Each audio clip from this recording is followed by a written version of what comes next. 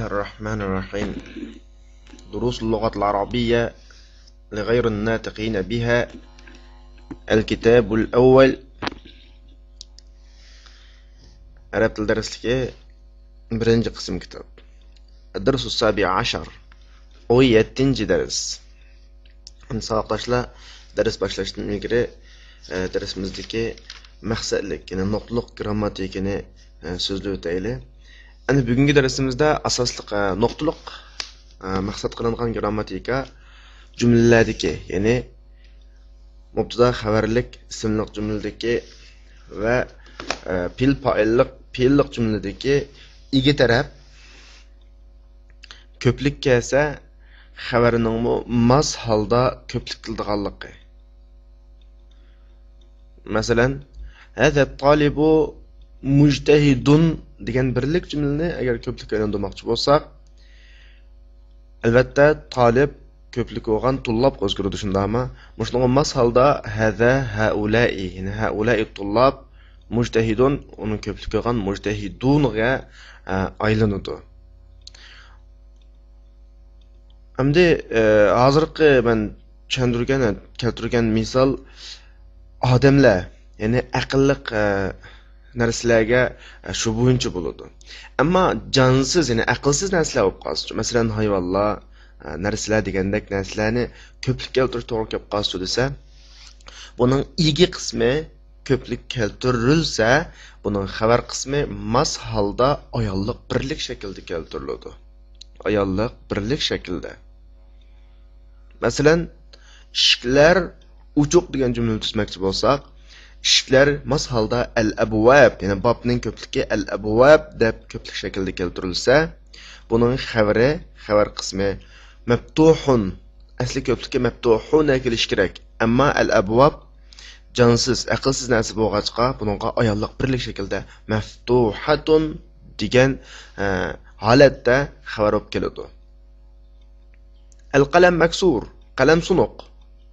Endi buni biz ko'plik aylantirgan vaqtimizda al-qalam mas holda al-aqlam degan ko'plik shaklga aylantiriladi. Xabar maksur degan xabarga kelsak, al-aqlam jonsiz, aqlsiz narsa bo'lg'achqa, buningga maksuruna deb al-aqlamu maksuruna demasdan al-aqlamu maksuratun deb ifodalaymiz. Chunki al-aqlam boyatdan deganimizdek jonsiz, aqlsiz narsalar bo'lg'achqa, bularning ko'pligiga ayolliq birlik shaklini ishlasak bo'ladi. Bugungi darsda mush nuqtaga diqqat qilsak, mush nuqtaga qolgan nuqtalar bek muhim emas. Al-kalimatul jadida. Yangi so'zlar. Ash-sharikatu, sharikatun, mudiru ash-sharikati, rakhisun, al-qamisu, qumsanu. Sharika, ya'ni shirkat. Shirkat buni ko'pligi. Mudiru sharika, shirkatning mudiri. Rakhisun, arzon. Al-qamis, ko'nglak. Qumsan buni ko'pligi. Voy, bu nuqta tushunish bo'lgan bo'lsa, tekstni o'qib, tarjima qilib tahlil qilib beray. الدرس السابع عشر. أبواب المسجد مفتوحة. لمن هذه البيوت الجديدة؟ أهي لمدير الشركة؟ النجوم جميلة.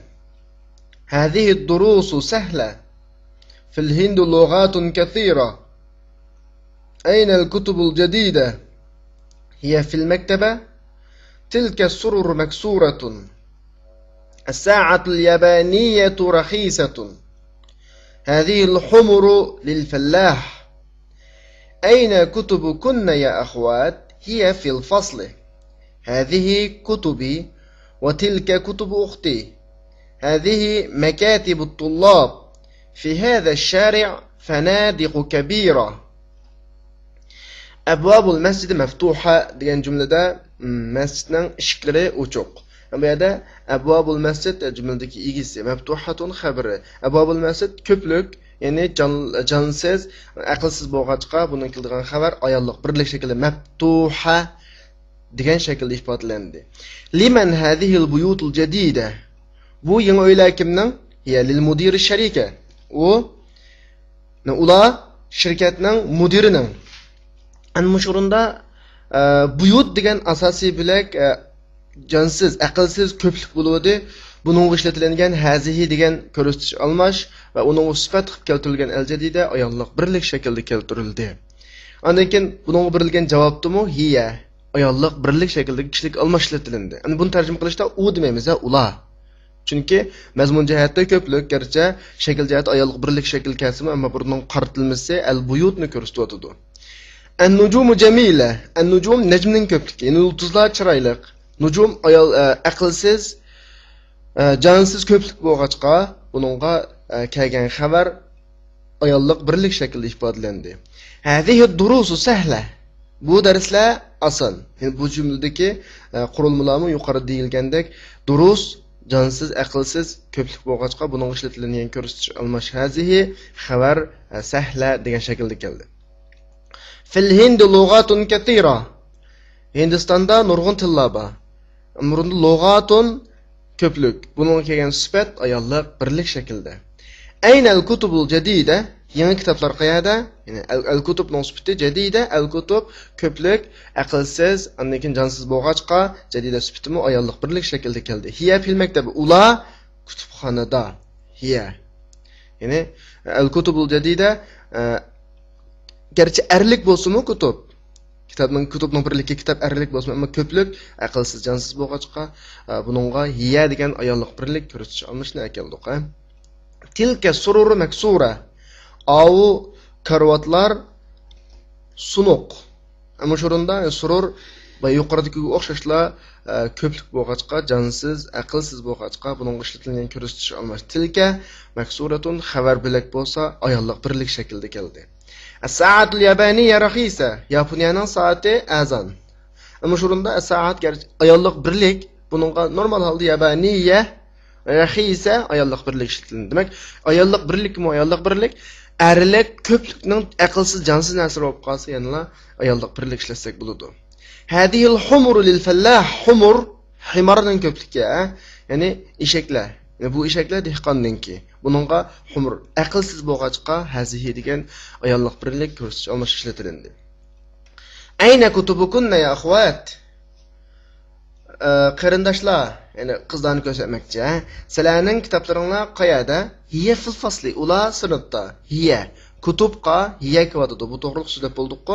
Hazihi kutubi va tilka kutubu ukhti. Bu mening kitoblarim, avla bo'lsa mening singlimning kitoblari. Ana shu o'rinda hazihi ayollik birlik, tilka ayollik birlik qaratilmasa kutub erlik ko'plik bo'lsa-mu? Tarjima qilgan vaqtda erlik ko'plik shaklda tarjima qilinadi. Ya'ni bular mening kitoblarim, avla mening singlimning kitoblari deb hargiz ma hazihi ekan bu deb tilka av ekanda birlik shaklda tarjima qilmaymiz. Chunki buning qaratilmasi ko'plik, garchi shakli birlik bo'lsa-mu? Hazihi makatibut tullab. Bular o'quvchilarning ustallari, o'xshashlar makatib jonsiz, aqlsiz narsalarni ko'plik o'qishga bunga hazihi ishlatiladi. Tarjima qilgan vaqtda yana bular deb tarjima qilamiz, bu emas. Fi hada shari' fanadiq kathira. Bu ko'chada nurg'un mehmonxonalar bor. Ana fanadiq aqlsiz narsaning ko'plik o'qishga bunga kabira degan sifat akilish to'g'ri kelib qolsa, kabira ayollik birlik sifat akilamiz. Darsning mazmuni tushunishli bo'lgan bo'lsa, ko'nikmalarni bir qo'rqitib tushuntirib o'tay. At-tamarin التمرين الأول birinchi ko'nikma ajib anil as'ilatil atiyya. Tuandagi savollarga javob bering. Ya'ni yuqoridagi tekstni o'zlashtirib bo'lgandan keyin bir-birlab javob bersak bo'ladi. Ikkinchisi hawil al-mubtada'a fi kulli min al-jumal al-atiyya ila al-jam'a.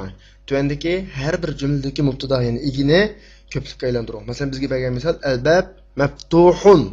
Erlik birlik o'qishga maftuhun erlik birlik shaklda xabar bilan keltirildi. Agar mushu al-abwab erlik ko'plik bo'lib qolsa, buningga mos qadamda ayollik birlik shaklda nima keltiramiz? Xabar bilan keltiramiz. Dapaqayli hada qalamun jadid deganni ko'plik shaklga aylantirib baqayli. Hada nimaga aylandi? Hadihiga. Qalamun aqlam, undan keyin jadidah kana bo'lsa, hadihi aqlamun jadidah degan shaklda aylantirsak bo'ladi. Qolganlarini shunday qiyos qilib ishlab baqsanglar bo'ladi. 3-mashq ضع في الأماكن الخالية فيما يلي أخبار مناسبة. Tövendeki boş urullarga münasip haberni koyun. Onda el-beyt deymiz. Öy meftuhun. Şundama. Ondan keyin ikkinchisida an-nujum. Aqlsiz narsalarning ko'pligi kelibdi-ku, buni cho'qim ayollik shaklda bir narsa akilishimiz kerak. Ayollik shaklda bir narsa akilishimiz kerak. Masalan, jamila, kathira degandek yulduzlar ko'p yoki chiroyli degandek ayollik birlik shaklda va qolganlarini shuni qarab ishlab baqsanglar bo'ladi. 4-chi mashq. Hati jama'al kalimat al-atiya. Tuvandagi so'zlarningki ko'plik shaklini keltiring. Bab, abwab, bayt, buyut mush shaklda qolganlarini izlab teyib baqinglar. Bugungi darsimizda bundan ilgili darslarda cho'qim buning ko'plik shakli chiqqan. Va axiru da'wana anil hamdulillahi robbil alamin.